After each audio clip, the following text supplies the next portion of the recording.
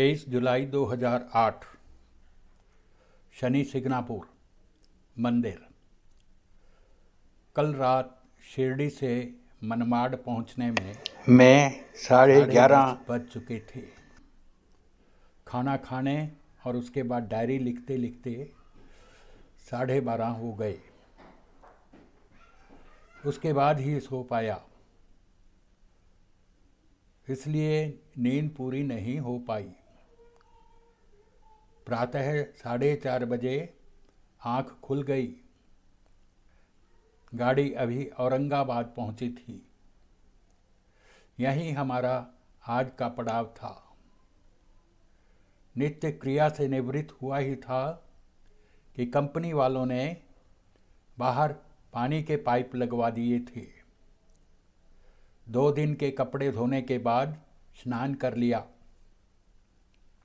प्रातः का नाश्ता बोगी में ही किया। कंपनी वाले आगे की यात्रा के लिए टाटा सूमो का प्रबंध कर रहे थे। जैसे ही टाटा सूमो रेलवे स्टेशन पर आई, हमें आदेश हो गया कि सभी पहले शनि सिग्नापुर जाएंगे। एक टाटा सूमो में 8 व्यक्ति बैठेंगे। तुरंत जाकर अपनी सीट ली। हर टाटा सूमो का ड्राइवर डीजल लेने पेट्रोल पंप पर गया। वहाँ लंबी लाइनें लगी हुई थीं। कम से कम 1 घंटा हमें पेट्रोल भरवाने में ही लग गया था।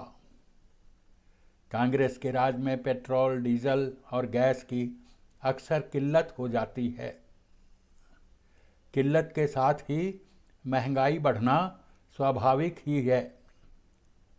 आप स्वयं समझदार हैं, इससे किसको क्या फ़ायदा है। डीजल लेने के पश्चात शनि सिग्नापुर के लिए प्रस्थान किया।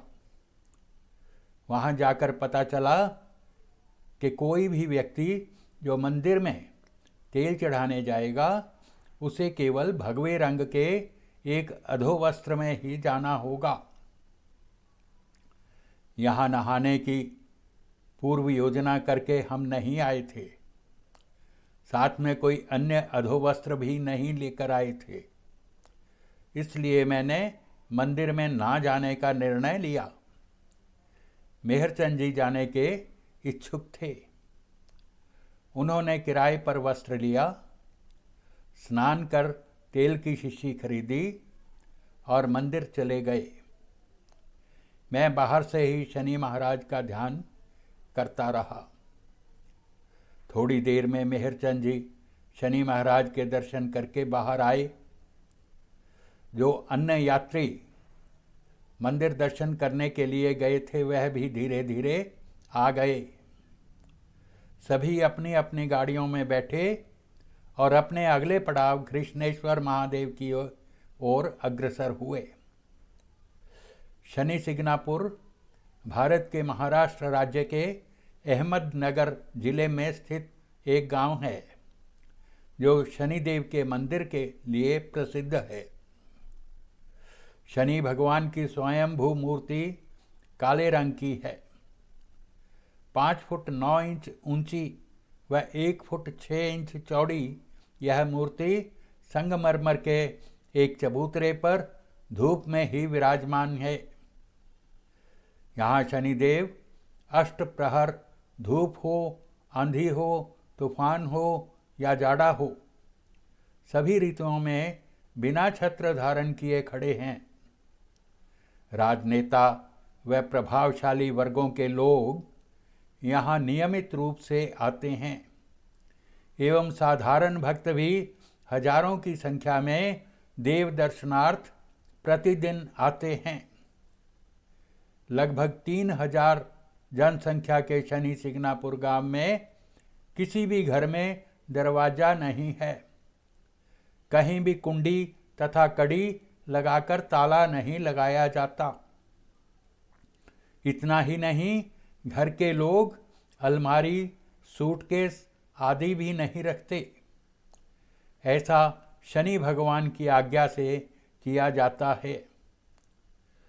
लोग घर की मूल्यवान वस्तुएं, गहने, कपड़े, रुपए, पैसे आदि रखने के लिए थैली तथा डिब्बे या ताक का प्रयोग करते हैं।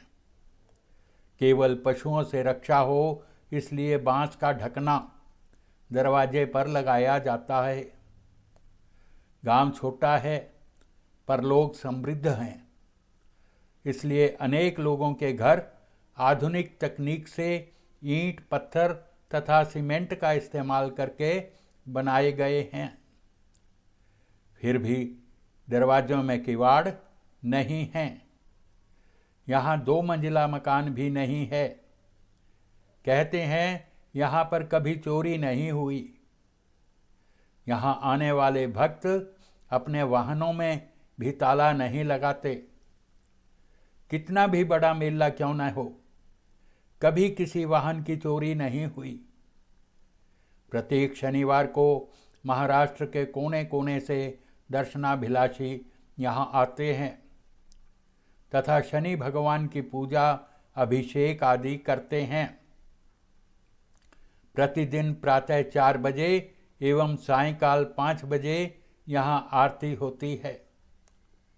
शनि जयंती पर जगह जगह से प्रसिद्ध ब्राह्मणों को बुलाकर लघु अभिषेक कराया जाता है।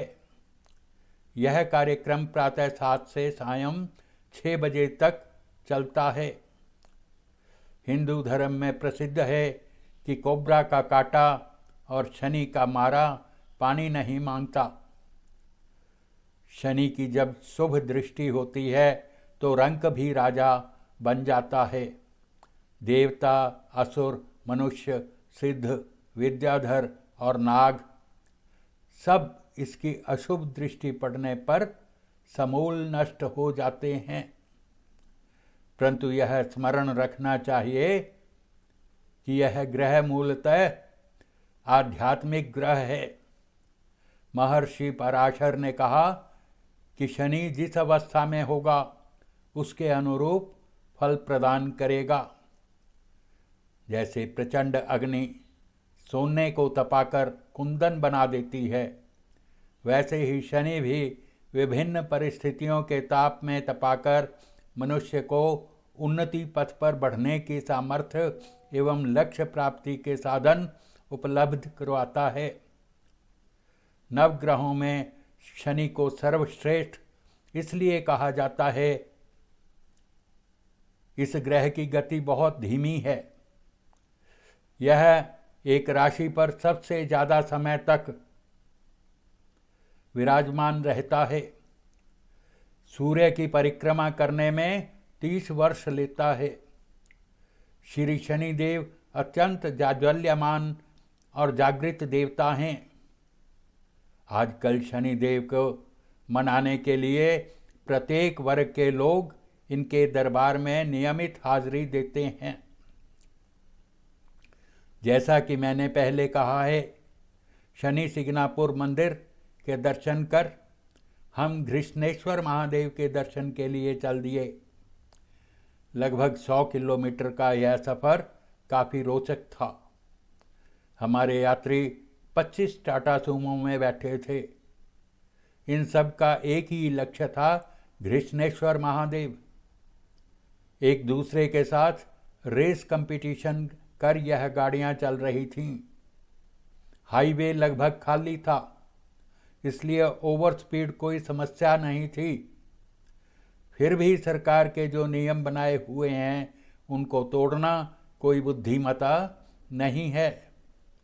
हमने अपनी गाड़ी के ड्राइवर को टोक दिया, इसलिए उसने स्पीड कुछ कम की और इशारों से अन्य ड्राइवर को भी समझाया कि वह भी नियंत्रण में गाड़ी चलाएं।